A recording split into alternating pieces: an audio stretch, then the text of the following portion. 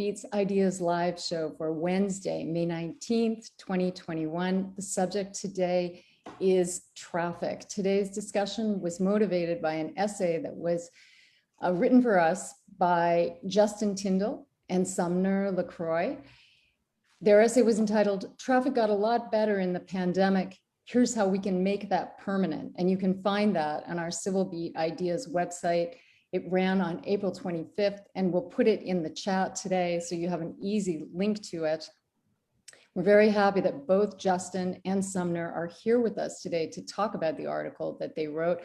Justin is an assistant professor of economics at the University of Hawaii's Economic Research Organization, or UHERO, and Sumner is a professor emeritus from the UH Economics Department and a research fellow at UHERO. We're also joined today by Marcel Honore, and he is a reporter, one of our very own Civil Beat reporters, who often covers issues relating to transportation. I'm sure you will have seen his work around the rail, and he also authored our Wayfinding series. So we're very, very happy to have all three of you here. We want to welcome all of our viewers to send us in any questions that you may have over the course of this discussion. We'll be talking for about an hour, so any questions for our panelists, any comments that you have, anything that you want to share related to traffic. I want to start out today by asking each one of our panelists, since we're talking about traffic, to tell us a little bit about their own experiences of traffic, just to give us a sense of where they're each coming from. Can you tell us a little bit about maybe where you first learned to drive and really started to drive in a serious way, what your experiences of traffic have been like in your life, and what's the worst traffic that you have ever experienced? Justin, you want to start for us? Sure. Yeah, I'm not sure that my experience will be entirely representative of other people's, but so like a little background. So I did my PhD in Vancouver. So I was there for about 10 years overall. So, my experience with traffic in Vancouver, Vancouver also has sort of notoriously bad traffic in its downtown area. It can be crippling, and spend a lot of time doing that. But fortunately, I was able to avoid that most of the time. So, using public transit at particular times and riding a bike a bit. Some of my research prior to that was on the economics of happiness, and looking through some of those reports. The thing that pops up is the time when people are most miserable is pretty inevitably sitting in traffic. So I don't know if I was inspired by that to avoid being in a situation where I was exposed to a lot of traffic. After that, I was in New York, which is also, thankfully a transit place where transit is a feasible option for almost all trips. And then coming to Honolulu is actually, as of a few months ago, I'm a first-time car owner. So now currently I've been exposed to sitting in traffic. So I would have to say my worst experience with traffic have been in Honolulu, but it's sort of my first foray into driving frequently. So. Okay, thank you. That gives us a sense of where you're coming from. Sumner, how about you? I went to graduate school many moons ago at the University of Washington in Seattle. And Seattle, Washington is one of those cities where there's a north-south highway, I-5, that cuts right through the middle of the city.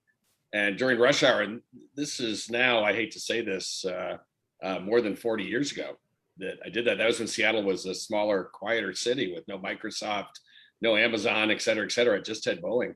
But even back then, the freeway rush hours was just pack to pack. And even all day, you really had to think carefully about how you're going to navigate the whole freeway issue. There's also a road going over the lake, going over Lake Washington to Bellevue, that would clog for much of the day. That had a floating bridge. Today, the Seattle area has spent the last 40 years really coping with these issues. And that certainly introduced me to the problem of that these issues aren't easily soluble either. They're not the kind of things where you flip a switch and all of a sudden these issues are solved. They're really complex issues of capacity, traffic control, number of cars on the road, alternative modes of transportation, et cetera. Yeah. So would you say that was the worst traffic you've seen? Oh, by far, that's the worst traffic. I've lived other places in San Francisco. When I taught at Berkeley for a semester, and I lived in San Francisco and commuted over mostly by BART. BART at the time, this was in the 1990s, was a very unreliable commuting mechanism. Today, it's much better. But the traffic on over the bridges was something you really had to be careful about. Trying to go over the Bay Bridge at any time of day was something you had to carefully consider. There's a lot of extra planning and commuter traffic that went into that commute from San Francisco to Berkeley. Yeah, yeah. Marcel, how about you? Well, I'm born and raised in Culver City, California. Culver City is a city within the LA basin in Southern California. It runs, the 405 freeway cuts right by, it's right adjacent to Culver City. I am 44 years old, and I only bring that up just to say that I've spent my entire life watching the local transportation officials there gradually increase that freeway lane by lane by lane. It's probably about double the size and width of what it was, when I was growing up there. And the traffic has remained just about the same. I was just fortunate enough to get back there earlier this month, and just marveling at, this is what the kind of the traffic wonks call induced demand, which is with, if you build more space, then people are going to say, oh, great, there's more space, and just fill it in. I think my hometown and the 405 are the poster child for induced demand. And yeah, coming from, Southern California and its sprawl, and then eventually winding up in on an island like Oahu, in a city like Honolulu, where space is at such a premium. I think that really is eyebrow raising from my personal experience, where, where I'm from, they tend to just kind of build and sprawl their way out of it. And, obviously we have unique challenges here. I'll also say that I have, the enormous privilege where if I feel like I live in Kaimuki and I work in Kaimuki, and I can walk 15 minutes and I'm at the office. I never have an excuse to be late. There's that. But it is tremendously convenient for me, and I'm aware every day of just what an enormous privilege that is, and how unique that is on this island. It's almost a bit of a guilt trip, and it's probably one of the reasons that drives me to be so interested in transportation, traffic, and all of those issues here. Yeah, that's really interesting. It's also very interesting the way you just all track down the west coast of North America: Vancouver, Seattle, San Francisco, Los Angeles. You mentioned these 4 cities that you've all experienced collectively, and it's seen bad traffic for decades in all of them. So let's talk a little bit about what's going on in Honolulu. We wanted to start out today's discussion by really giving the viewers a sense of the types of numbers that we're talking about and the types of changes that we're talking about. So Marcel, I know this is something that you've reported on. And so we thought that if you could start by giving us a sense of just how many vehicles are on the road, and how many road miles are we talking about? What statistically is happening out there? And I know we're going to come to the pandemic, because that sort of inspired the piece that Justin and Sumner wrote. So I guess what I'm referencing is, before everything changed temporarily, what were we looking at? Yeah, so there are the state data gives us a pretty good glimpse at car registration and vehicle miles traveled. And at one point a couple of years ago, I looked back at, I think it goes back to about 1995, where you can really start to make a good tracking of these 2 key elements, vehicle registration and the total vehicle miles traveled. There are currently about 1.2 million registered cars statewide, and that includes approximately 800,000 cars on the island of Oahu. That is, I've got a crib sheet here, but it's several 100,000 more cars, I believe, more vehicles than you had in 1995. And, just for tracking purposes, the registration increased about 30% in that time frame. The population only grew about 12%. And I believe you had something like 190 miles around of additional road added. That's all to basically say, that the roads are well over capacity. State officials, state transportation, highway officials will mention that. On the vehicle miles traveled front, I believe it was approximately 5 billion in 1995, and that's basically if you just add up, annually, if you add up all of the miles traveled by all of the vehicles on this island, and then it went up to around 7 billion. I believe that was in 2017. So you've seen, pre-pandemic, you were seeing about a 2 billion mile increase in, over what is that, a 20-year period or so. And that's all to say that, yeah, there are just too many cars, too many vehicles. We are, just for the size and scope of Oahu, the islands in general, and the topography, and it all points to us needing to find more creative solutions to get around more efficiently. Okay. And so here comes this pandemic that gives people a very different sort of experience of what it's like to be out on the roads. You wrote about that, Marcel. I know at UHERO, you looked at some of the data around the specifics of what did happen with the traffic. Justin, is that something that you can share with the viewers? What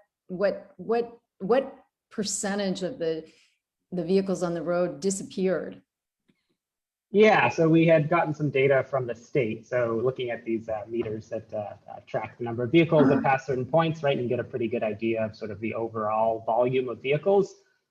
So just sort of last March, sort of when people were most likely to stay at home, right, the total vehicles dropped by almost half, right? So people probably noticed this steep decline, right? So basically rush hour traffic disappeared, and even at all hours, people were much less likely to be on the road. But then we've seen a pretty consistent return of traffic, right? So you can sort of track little dips that match up with COVID outbreaks, right? So like in August, it dipped back down a little bit when people stayed at home more frequently. But now it's been creeping back up, and I think we're up to 85% of typical, right? Which is like even higher than I would have thought, I think, right? So for example, like UH here has still been shut down, schools are in and out, right? And a lot of people are still working from home, right? So there's still an enormous amount of people who are staying at home and staying off the roads. But there's this, what we talk about in the article, right? That there's sort of always excess demand out there for people who will jump onto the road if there's extra space there, right? So, just recreation trips, people might look at empty highways and think, oh, I can get to the beach very quickly today because there's no traffic. So people are more likely to make those type of trips. So really there's this very quick response, after even a enormous drop in demand for roads. As soon as there's a bit of free capacity, people rush in to take advantage of that free road space, right? So yeah, we'll be back to 90% of typical volume within a couple of weeks, I would imagine. Yeah, I see no evidence that this pandemic has shifted us into a stay-at-home culture where we don't have to worry about traffic anymore. I think we're going to be right back where we were in terms of traffic within weeks, perhaps.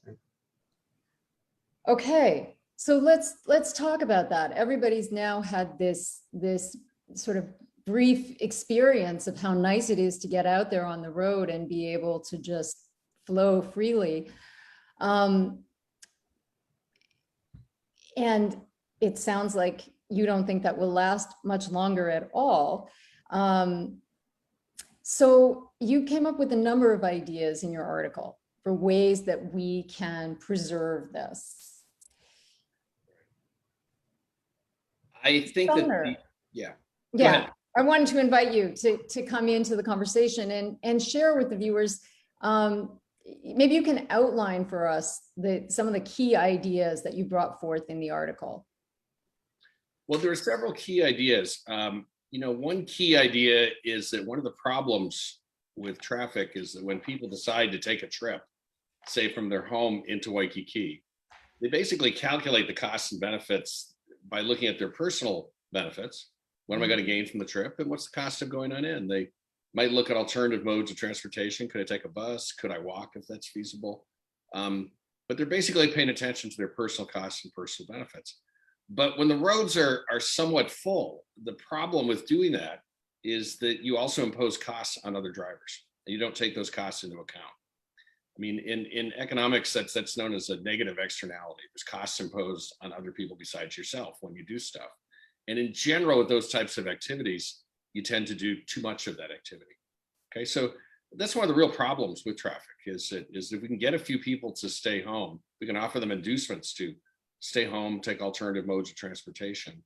Then one of the things which happens is that they might gain with a little bit of inducement, but there's other people in society that will also gain. And I think that's really critically important to remember, is that we have that calculus, or there's room for some intervention just because people are imposing costs on others that they're not considering.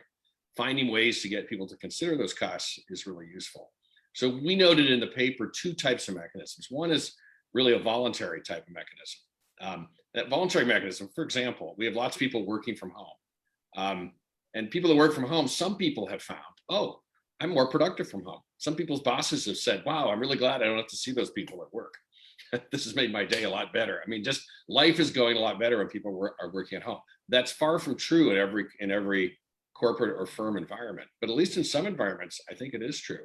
Now, if some inducements can be given, in that case that I just outlined, it may well be that in those firms, people will voluntarily do more work from home. And when you voluntarily do more work from home, you're one less car on the road. And one less car on the road, other people gain because you're not imposing congestion costs on the other people. I mean, so that's really critical. On the other hand, because people aren't taking into account their effect on traffic, they're just looking, the boss and the worker are just taking into account what's going on inside the firm. They're not taking into account the social externality. And so there's room here for some public intervention, ranging from like job owning, just trying to convince people this is a really good thing to do that tends to yield small effects, to bigger things such as offering some inducements, or even just trying to get some coordinated response among firms, nonprofit organizations, government organizations. Then we noted one more thing, is that there's still room for some involuntary, some public response to it that involves some type of coercion. And the coercion essentially would be to have some type of charge for entering into really crowded areas. One of the basic problems of traffic congestions is that the roads are a scarce resource. There's only so much road capacity, but people treat them as if they're free. And they're really not free. Using them, there is a social cost to using the road. You're depriving one other person of using the road, or you're just slowing down traffic. If we had some charge for entering congested areas, that would ensure that even when people took action to reduce traffic voluntarily, that the roads wouldn't refill again. Voluntary action by itself, I don't think really will do. You really need some type of social charge to keep people from entering the most crowded freeways or the most crowded downtown areas or tourist areas in the islands. So that's basically, you need a combination of public and private incentives. Okay.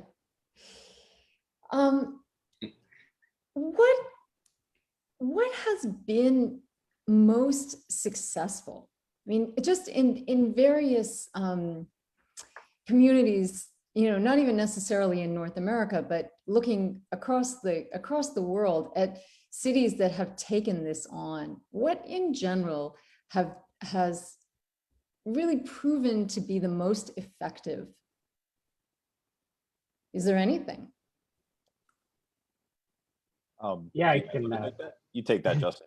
Go for it.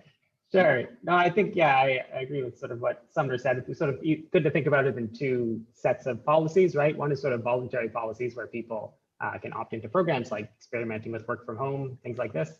And then there's tolling. So on the one hand, if we are successful in implementing these voluntary policies, which lots of other jurisdictions in North America and elsewhere have experimented with these. I think that has potential to make the overall transportation system more efficient, right? So if there's more people working from home, there's more road space available for people to make discretionary trips that they wouldn't have otherwise, right? But I think there is this, pretty universal law that says people will fill that space once it becomes available, right? And the only way we get out of that trap, basically the only way we solve congestion, is to have some sort of pricing mechanism that's going to directly disincentivize people to impose that externality on other people by entering crowded road spaces, right? So in North America, we really don't have any examples, right? So New York City recently passed legislation to implement a tolling scheme. It got slowed down a little by COVID, but it should be implemented in maybe 2 years from now, in which you'll have to pay a fee to enter Lower Manhattan, right? In other jurisdictions, we've experimented with tolling on particular roads, right? Often building new arteries and then charging for them. That seems to have some success, right? But still doesn't sort of solve the fundamental issue of urban congestion, right? It just might help a subset of people access employment centers a bit more quickly. So we really have to look internationally to look for, successful stories where, congestion has been more or less tamed, right?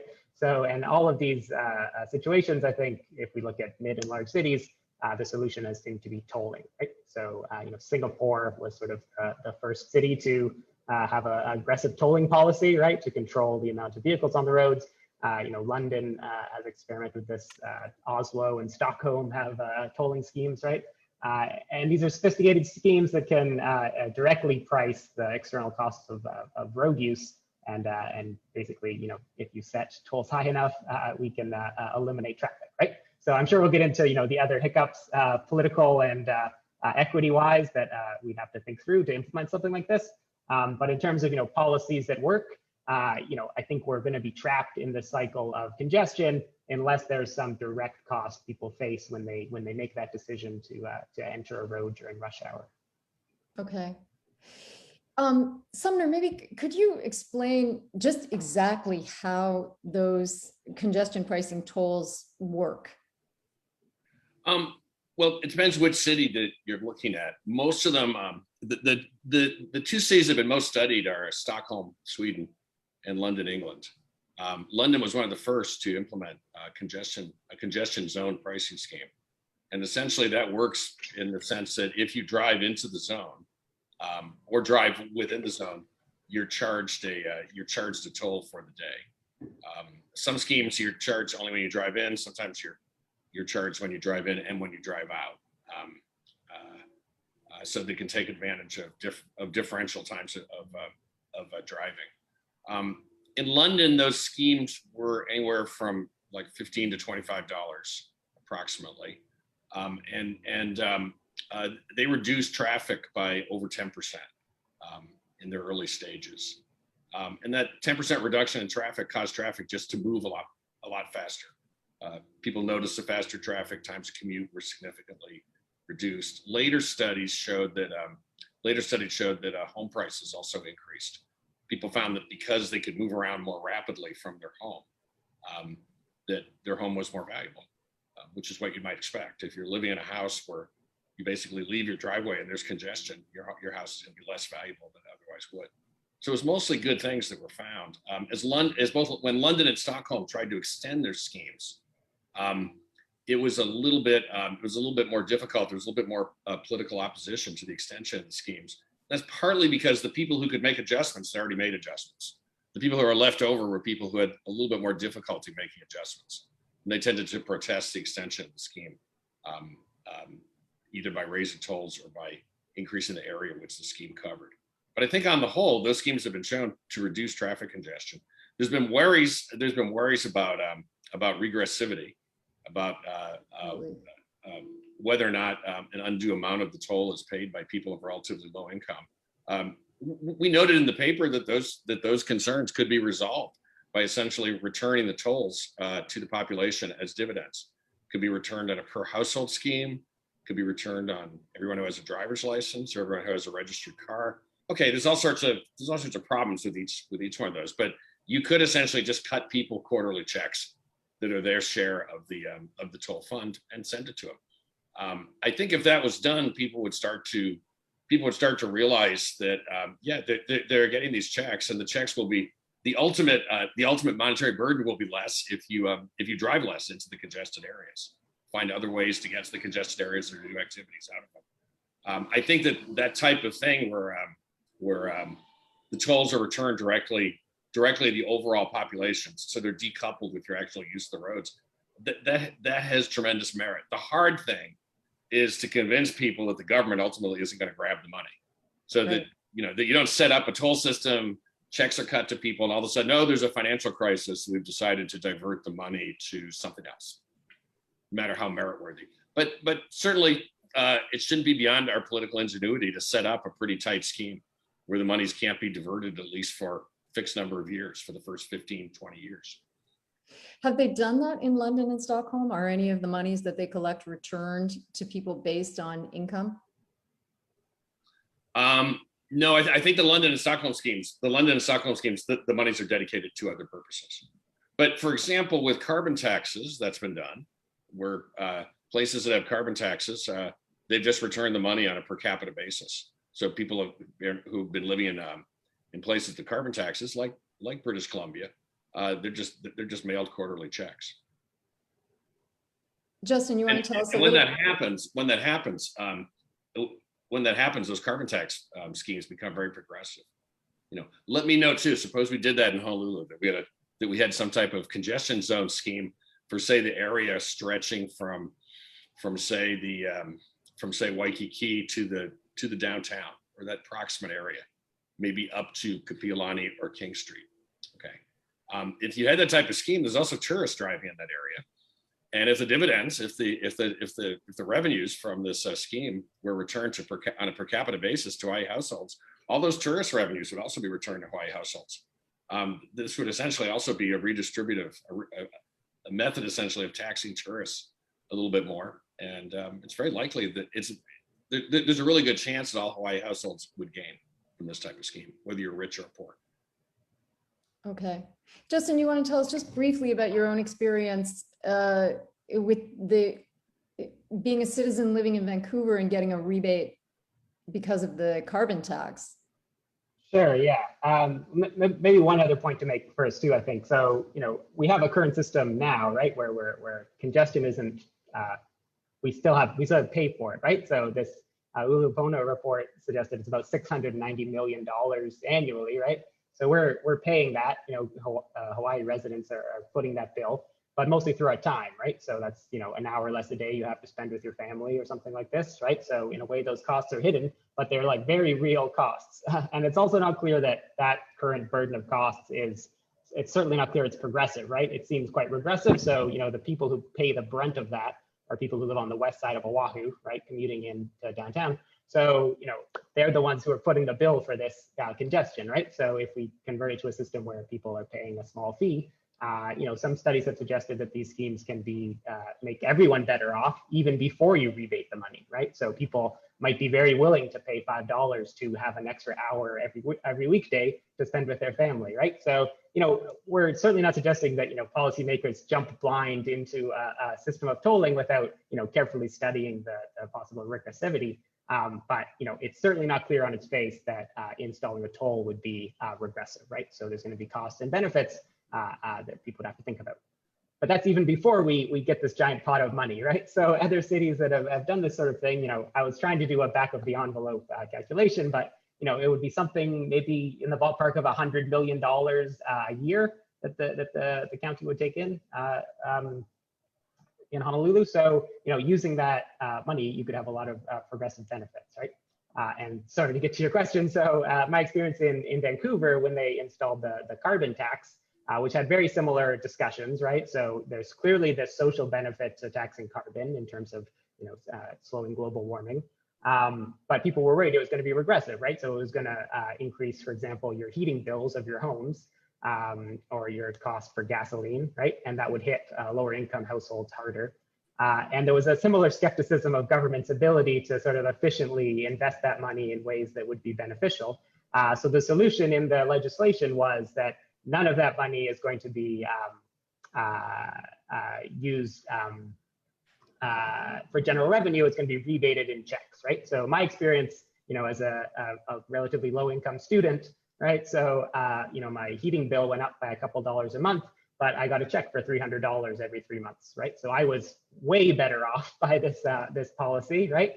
And since then, full disclosure, there has been some changing to the legislation, right? So now some of the money is dedicated towards public transit or other initiatives, right? So there's, of course, if people think that government is wasting money, then, we should be careful in how we allocate money to the government. But, I think having a legislation that's written that devotes that money to progressive, beneficial needs, could make us much better off. And it's not clear, even if we took all that money and burned it, it's not clear that the toll would be a bad idea, right? So depending on the specifics of the toll, we could still all be better off by all of the time that we'd save by basically eliminating traffic. But these are numbers to study to get the details right. Yeah, and I want to come back to that question of public transit. And also to bring Marcel in, but before we do that, we've had a number of questions coming in, so I want to get to a couple of those. Here's a question that's come in from Matthew. He says, it's been suggested that the technology with self-driving cars will help the throughput of cars in a massively efficient way, so much so that it might solve some of our traffic woes. Is this just science fiction, or is it a real possibility? And if it's a real possibility, can we expect that before the rail is POW? So what do you think? Have you seen anything on that, on what self-driving cars might do to traffic? Well, I think there's, it's generally understood that this kind of technology will certainly make things more efficient in terms of, you can basically hug cars a little closer to each other, right? And just kind of pack the roads a little more efficiently. That being said, you're still talking about like potentially single car trips, and a lot of the issues we're talking about are the space that a single car can take up. So it might, I don't want to venture too far afield, but it might help in a lot of ways. But I keep thinking back to this this graphic that I saw. It's a multimedia kind of a visual thing that kind of showed different little dots, if you can kind of picture it. Here's a bus moving along a road, here's cars, here's bikes, right? And you just see the each little dot represented like a head, of a person, and it just shows them going along at the same pace, and just how much more efficiently transit might do it versus a car, versus a bike, or some other mode of transportation. So I guess that's all to say, yeah, it might, in some ways it might help, but I don't know that you fully solved the problem of it being a single car in which maybe a lone person elects to just take their single drive without anybody else carpooling or ride sharing. Yeah, that kind of brings up for me, I always sort of thought about carpooling. When I was growing up and people talked about making traffic better, that often seemed to be the solution that was offered. Let's improve public transportation and let's try and get more people into the car. So lanes were created for cars that had 2 people or 3 people. Now it seems like most of the ideas are around money, or around tolling, or around congestion pricing. What's kind of happened to the whole idea of getting more people into the vehicle? Well, congestion pricing certainly helps to provide incentives for that.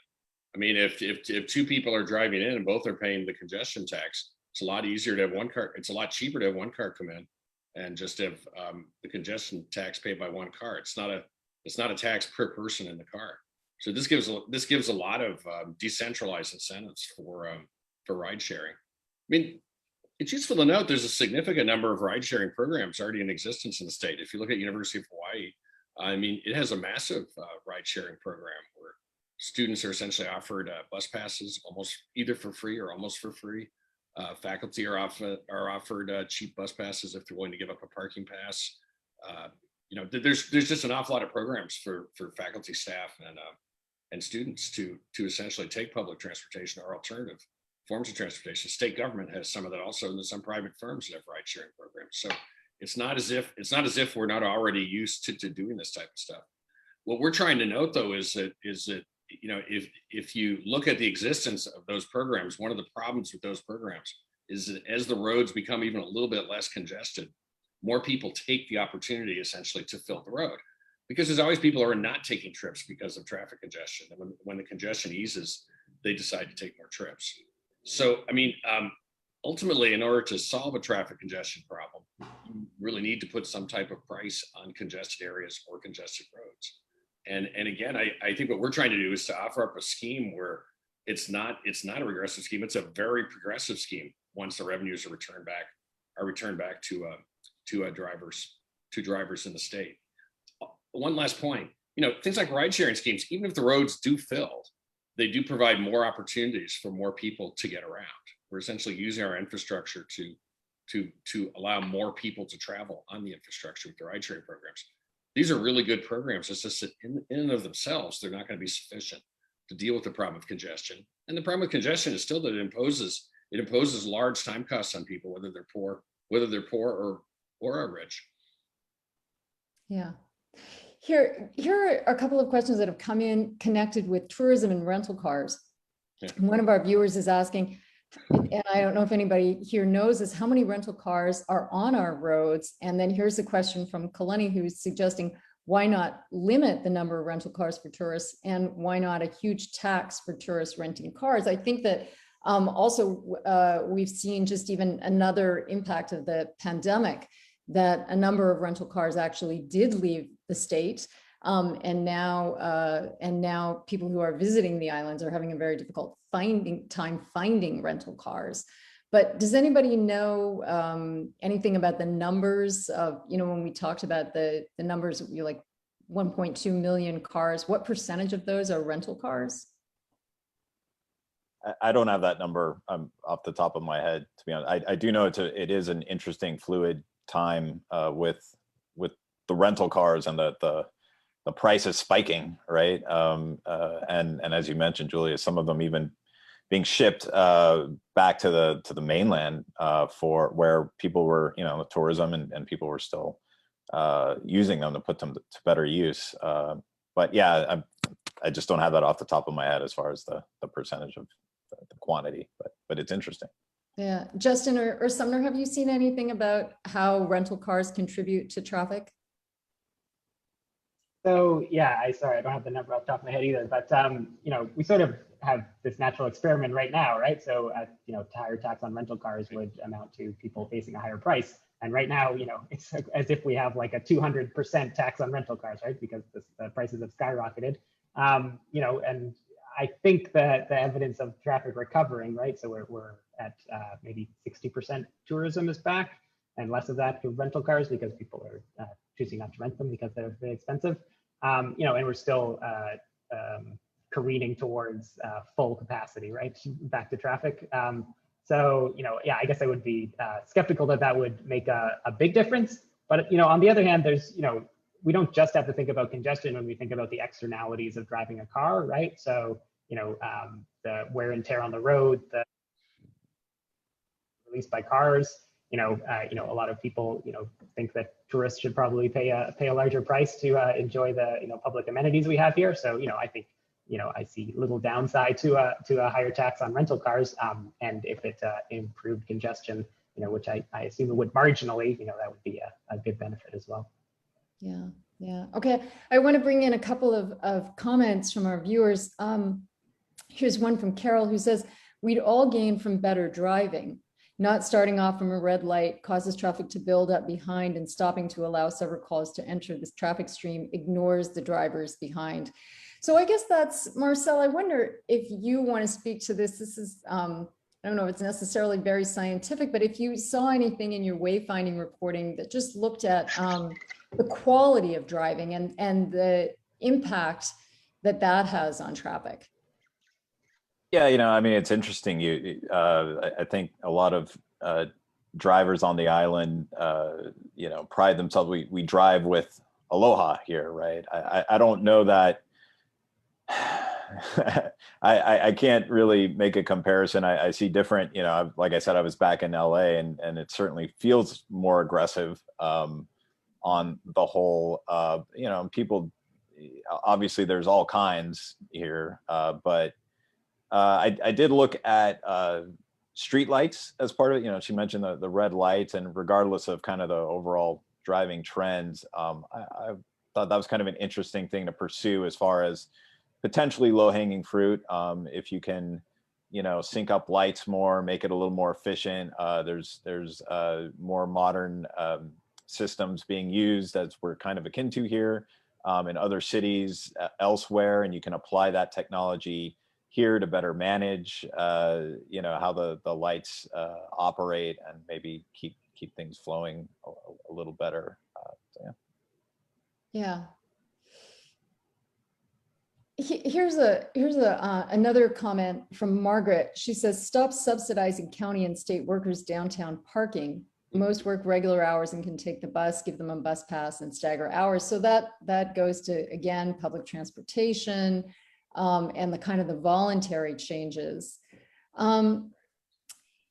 don't know if there's any, Sumner, you're nodding. I don't know if there's anything. I think there's a lot more room to have staggered hours off of many of the traditional white collar jobs in the state, particularly with state and county government workers. I think there's also room for more coordination by private schools, by public schools at the K through 12 level, University of Hawaii system, and large corporations. One of the things I notice at UH, for example, is that most of the offices tend to open a little bit around 8 o'clock and then close a little bit around 4:30, with some little bit of variation in that regard. Yet on the other hand, some staggered work hours could well have some people coming into the office a little bit earlier, some people leaving a little bit later. That would certainly help to even out some of the rush hour loads. I think when that's been brought up in the past, workers in these jobs have in some sense rightly protested that they also need to coordinate with their kids' schools. They have to pick up kids after school. There's after school activities. They actually have a relatively complex life, and that having these staggered hours is difficult. I think one of the things that the pandemic has shown us, though, is that there's room for a lot more there's room for just a lot more coordination, whereby staggered hours might be made to work for some employees, particularly under a non-coercive type of system.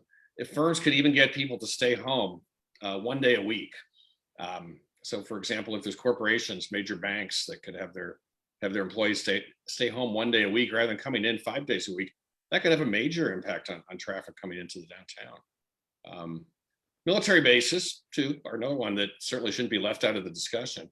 An awful lot of the people working for the military work from home. I know the military felt in some cases there were security considerations, but again, even if people worked an afternoon from home at some point, that would help to even out some of the rush hour traffic across the island. These don't have to be really huge changes to make a difference. And I think that's one of the things that we want to note.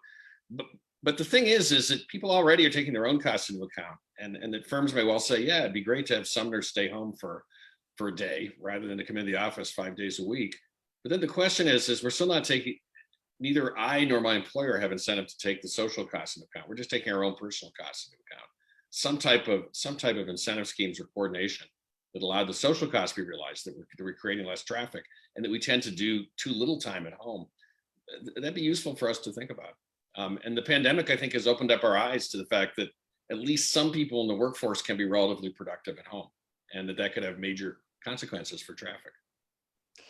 So maybe can I just add too? So the question also mentioned parking. So there's a very high cost to free parking, to steal the name of a good book on the topic, right? So this is another pricing mechanism we haven't talked about, right? So really to get to the root of the incentive issue, right, is to make people face a higher price for commuting at rush hour. So employers offering free parking downtown, if they charge for parking, that would absolutely have an effect on the number of people commuting at rush hour, which could make a big difference, right? So there's definitely room for individual companies to change tack to it doesn't have to be a thing to gain revenue, right? You could charge for parking and then give everyone a free bus pass, or have some other incentive program, or also for the county to step in and charge higher prices on parking. So I think the experience of a lot of North American cities was they would think about some type of toll scheme, and it wouldn't have the political will to get through.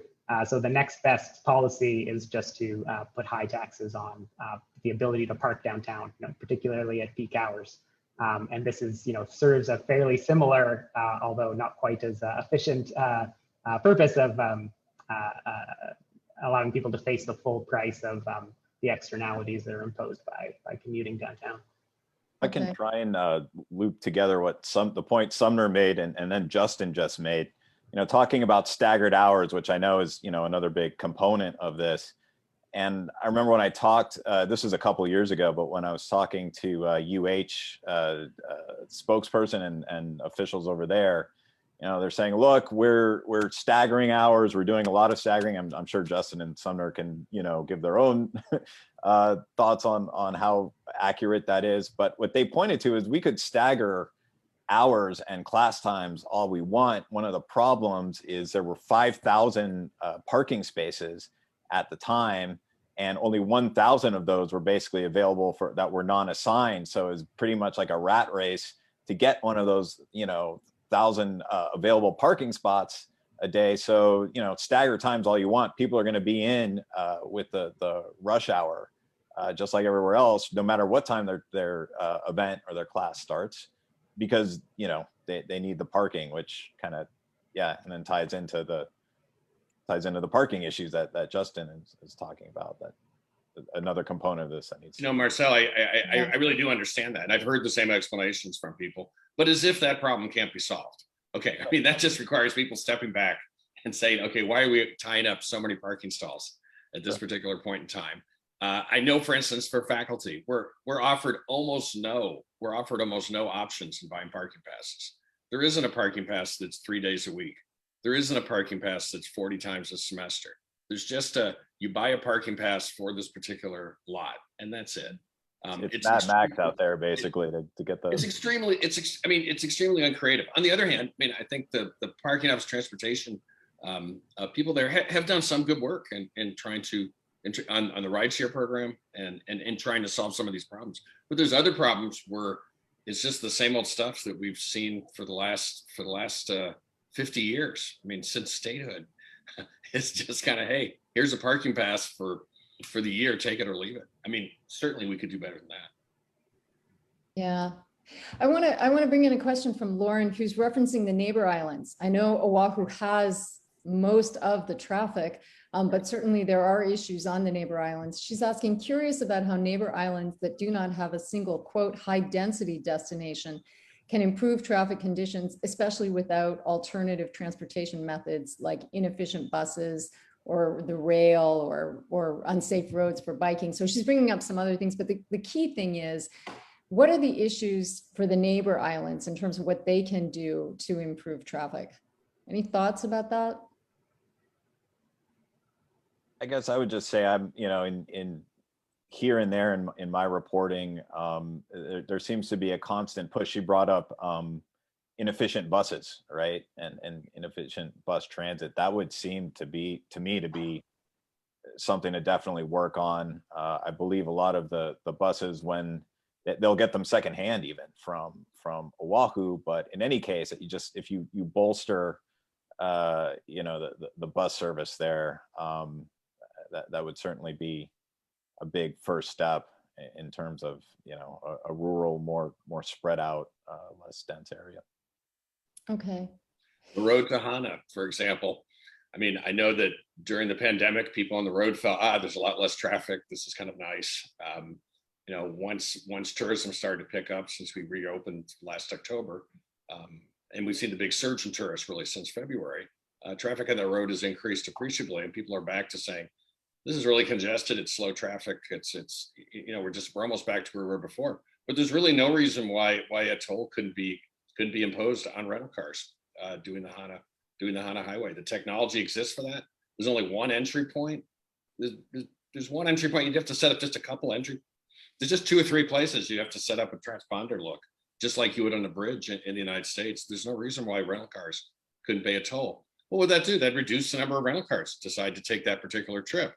Or if you had 2 parties at a hotel of 2 people each, they might decide to bundle together into one car and take the trip in just one car, or to take a van service rather than again clog the road with cars. I think the road to Hana would be ideal for this type of road tolling. No, I haven't talked about this with anybody on Maui, so I'll be waiting for the brickbats to come in or the criticism. But it is the type of stuff where the limited entry points make it a really ideal situation. You really couldn't avoid the toll. It's the type of stuff a simple transponder in the rental car would record that you've gone on that road. It's part of your rental car contract. It wouldn't be that hard to do. We ought to be thinking about that. That was actually a question that came in from one of our viewers wondering specifically about that. Let me just ask you, I mean, who would have the authority to do that? Who gets to, I mean, let's say people say, that's a great idea. Who actually makes the decision and institutes that toll and sets it up?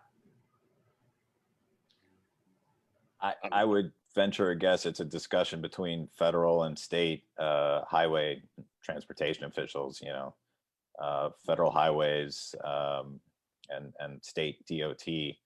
I do know they have to be careful, right? And maybe Justin and Sumner can chime in there. They have to be careful in terms of what they can do and what policies they can implement based on federal regulations. I think something like the road to Hana, you need to have some type of state enabling legislation. It's not a federal road, but you need some state enabling legislation, and then counties would be free on certain roads. Things like the H1 and H2 would be harder to put a specific toll on just because they're federal highways. I think that's right. But even, in the article we mentioned, you might have to get creative because tolling federal highways might be a non-starter. But, that was true for the last 4 years. But, for New York's experience, for example, there was initially federal concern that, this would be in violation of the federal rules. But, if you listen to Pete Buttigieg talk about these type of issues, or, the general disposition of the current administration is very, accommodating to, more creative ideas for reducing traffic and congestion. So, even in the sort of most politically difficult case of trying to put a toll on the H1, I don't think it's necessarily a non-starter anymore, because I think people at all levels of government are increasingly open to trying more creative solutions to solve these types of things. So can we talk more specifically then about that? For example, congestion pricing. Let's say a significant number of people say, we really believe in this idea. We really want to try and make it happen here. What are the steps that would what would have to happen for congestion pricing to become a real thing?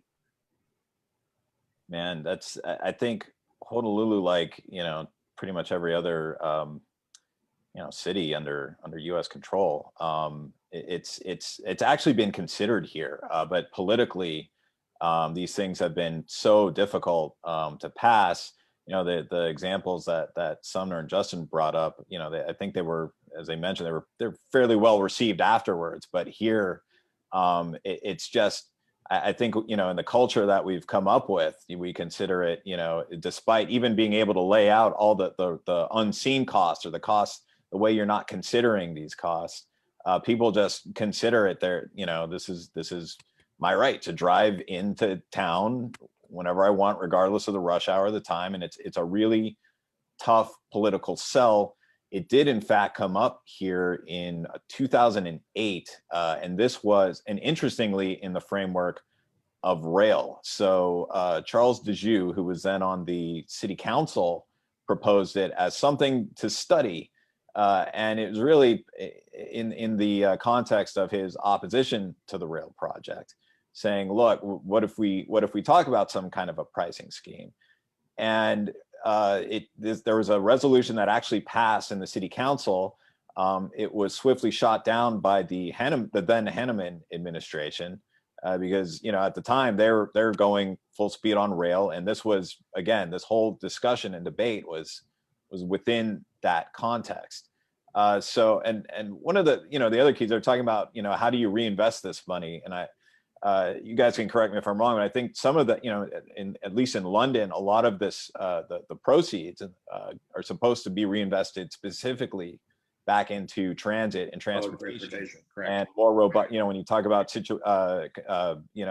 equity considerations, if you're going to charge people, particularly, in what could be a highly regressive thing, then certainly to give them far better service and better means to access these areas, again, more efficiently with transit, with public transit, possibly bus. And I think one of the things that were held up at the time is, if you're talking about on Honolulu and on Oahu, where it's basically like a long 5 mile wide stretch, right? You're not talking necessarily except for like Kaneohe and coming across from the windward side, Kailua.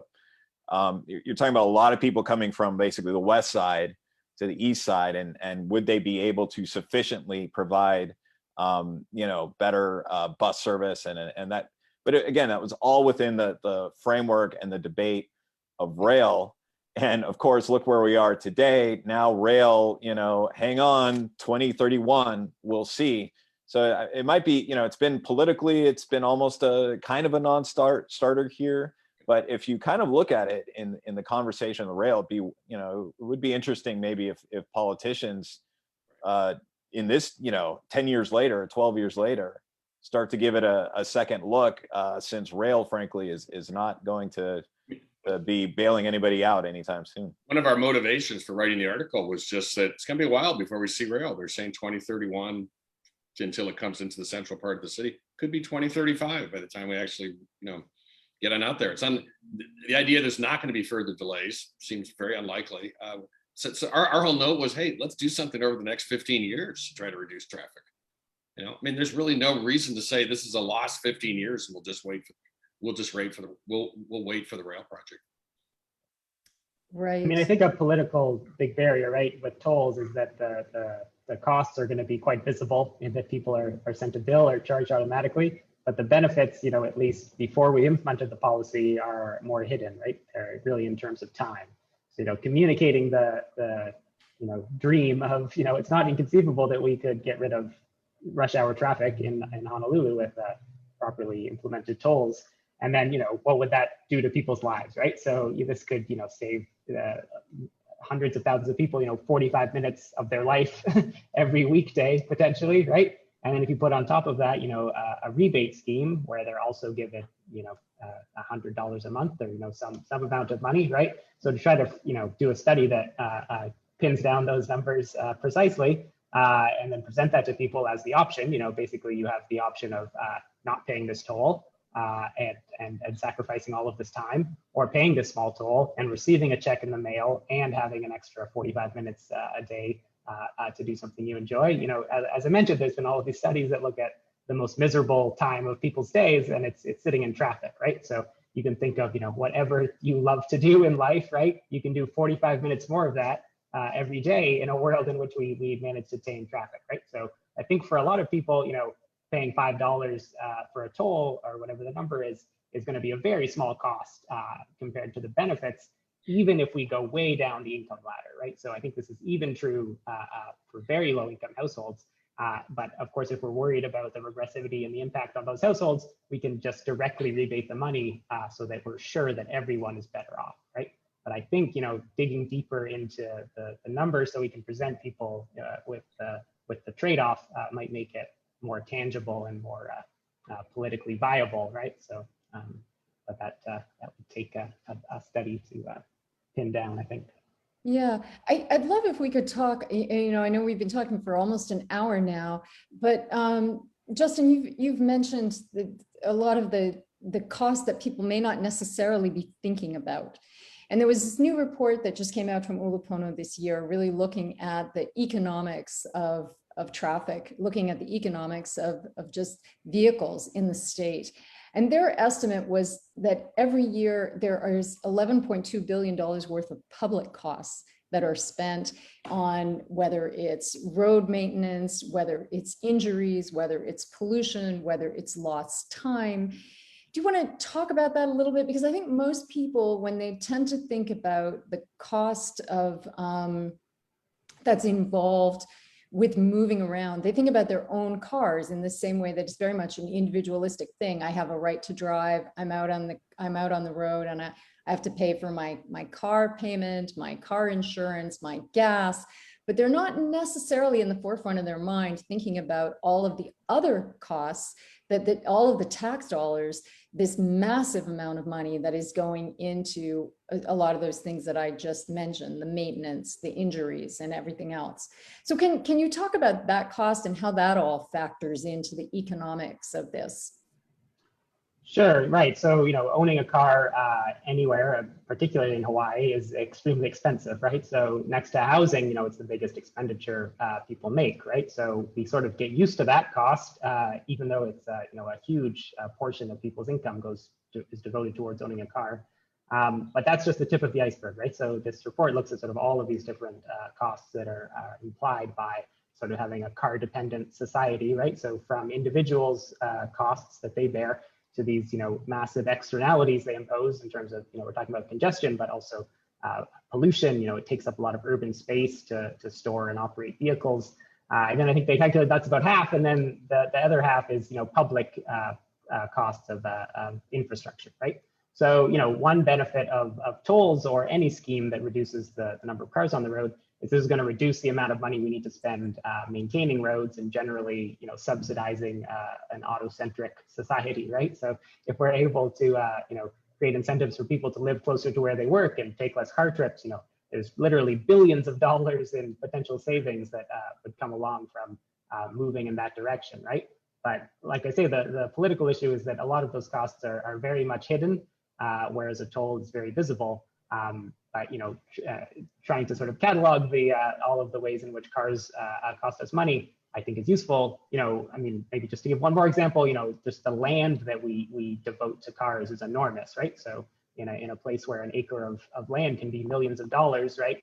We have thousands and thousands of acres we devote to the storage of cars across the state, right? In terms of parking lots, regulations that require parking spaces in people's homes, all of these different regulations add up to an enormous cost that's hidden, right?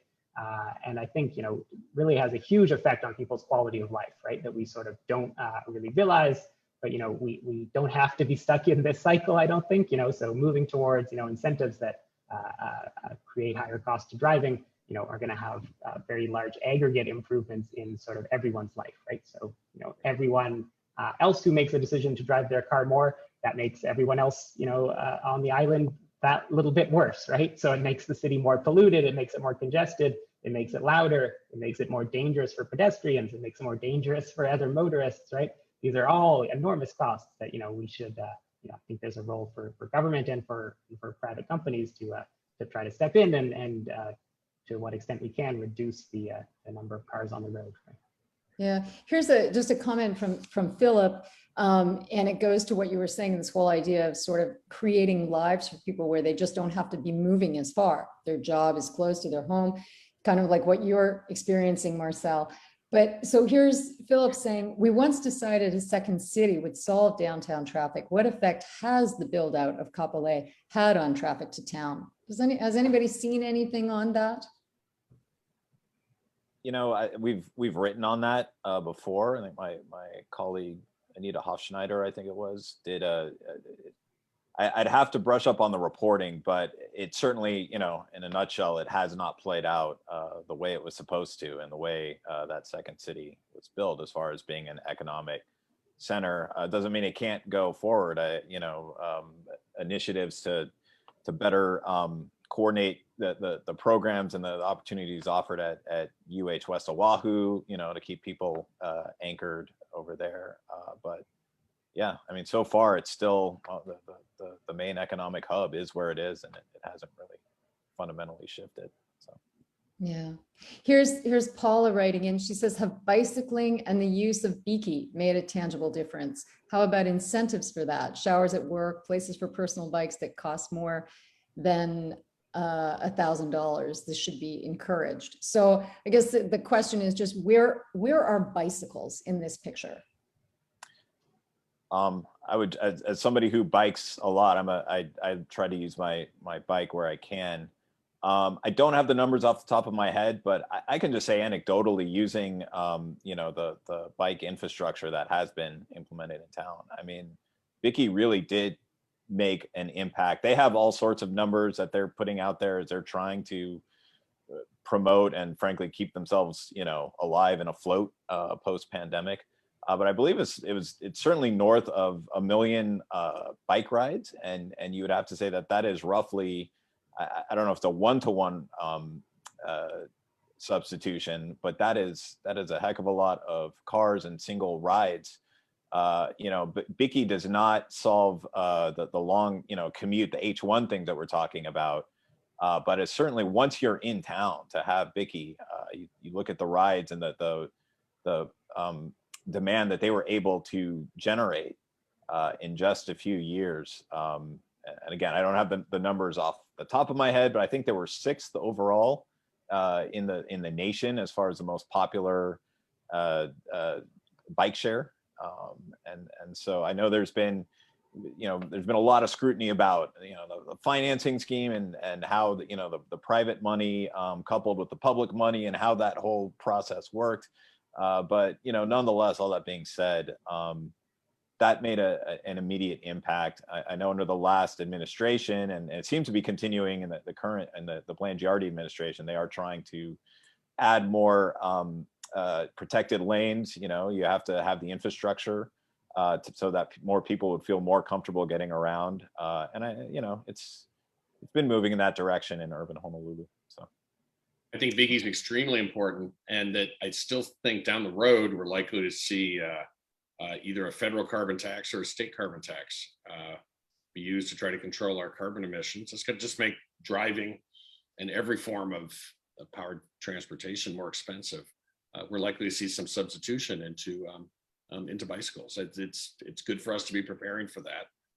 This is something too where it would be great to see more of the tourism based in Waikiki be less based upon people renting a car to go up to Kaimuki, and instead thinking about bicycling or other types of things. I mean, I think Biki, regardless of the specifics of Biki in particular, it's been extremely important.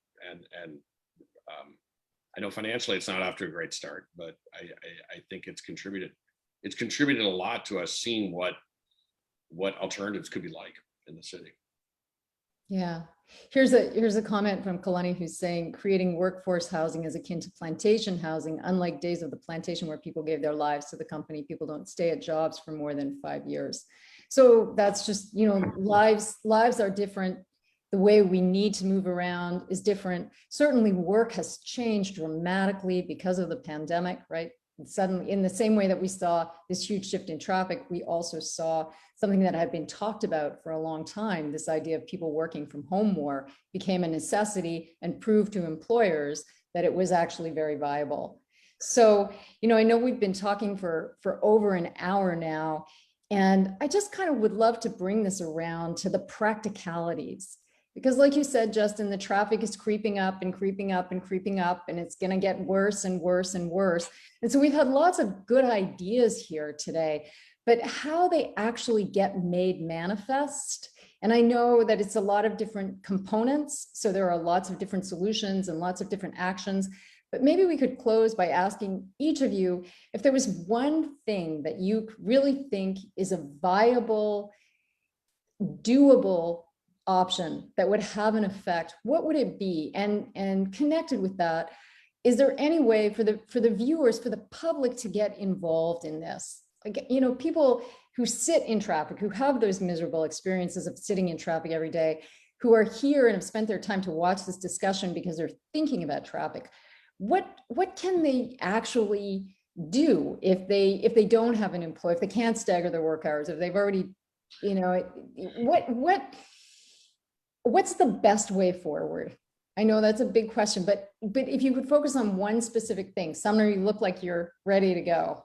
Well, I just think it's really important for people to put some pressure on politicians to tell them that traffic is one of their concerns, and that there are some things which can be done about it, which aren't terribly coercive. I mean, there's all sorts of voluntary things that can be done just in the negotiations between state unions and governments and there's certainly no reason why these issues couldn't be brought more to the fore. I guess I just want to note that when I look at the state, at our ability to be a vibrant society in the future, it's less so that we try to diversify the economy. Most of those efforts are going to have relatively small results. The best thing we can do is to work on the basics. And I look at the basics as being things like public education, traffic, and housing. If we make significant progress on some of those issues, we're going to be a great place to live. We're not going to have to worry about what types of firms locate here. Firms will naturally want to locate here if we can make things a little bit better. Housing will never be super cheap here, there's always going to be some traffic.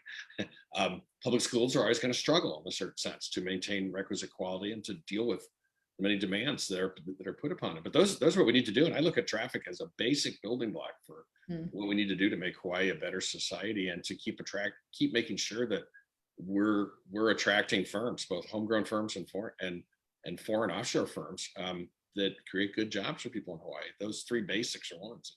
Traffic is right at the core of that. Okay. Justin, what are your thoughts?